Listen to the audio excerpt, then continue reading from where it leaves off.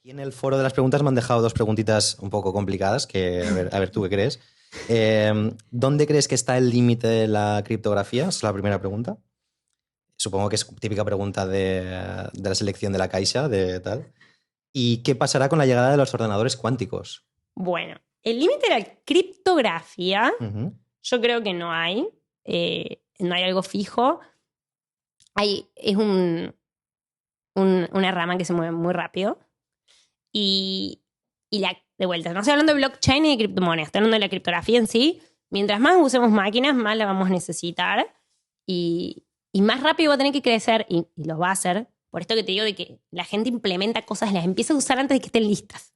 Ya. ¿No? Es como... Entonces, por suerte yo creo que hay mucha gente trabajando en el tema, mucha gente muy buena. Y también, bueno, este tema de las conferencias, o sea, el ambiente de la criptografía te obliga a que te muevas rápido, que es algo que a mí no me gusta tanto. O sea, sí en mi juventud, pero igual no lo quiero para toda mi vida.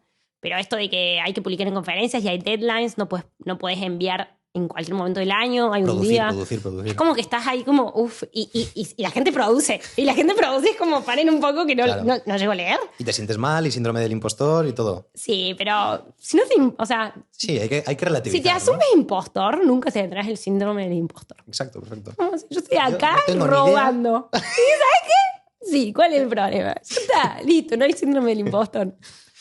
La segunda pregunta. ¿Cuál era? ¿Ordenadores cuánticos? Está todo bajo control. No, el tema es que, o sea, básicamente la criptografía, todos los protocolos criptográficos se basan en que hay problemas muy difíciles de resolver. Hoy en día el problema de factorización. Si yo te doy un número gigante, o sea, cualquier número se puede factorizar en primos. ¿De eso nos acordamos? Yo te doy un número muy gigante. El signo de exclamación. No, eso es el factorial. No, el hecho de que cualquier número es el producto de primos. Vale. Cualquier número. O sea, el 15 es 3 por 5. ¿Sí? De primos que pueden ser potencias, ¿no? Puede ser 3 por 3 por 5. Ah, vale. Todos los números son producto de primos. Entonces, si yo tengo un número gigante hoy, gigante, vos no lo vas a poder factorizar en primos, ni estando toda tu vida. Entonces, A mano, ¿quieres decir? No, en computadora, como vale. quieras. En ordenador. Entonces, en eso se basa hoy la criptografía. Entonces, el problema es que las computadoras cuánticas podrían resolver el problema de factorización. Pero hay otros problemas. Hoy en día usamos el problema de factorización o de logaritmos discretos, porque están ahí, están bien estudiados y se sabe que es difícil.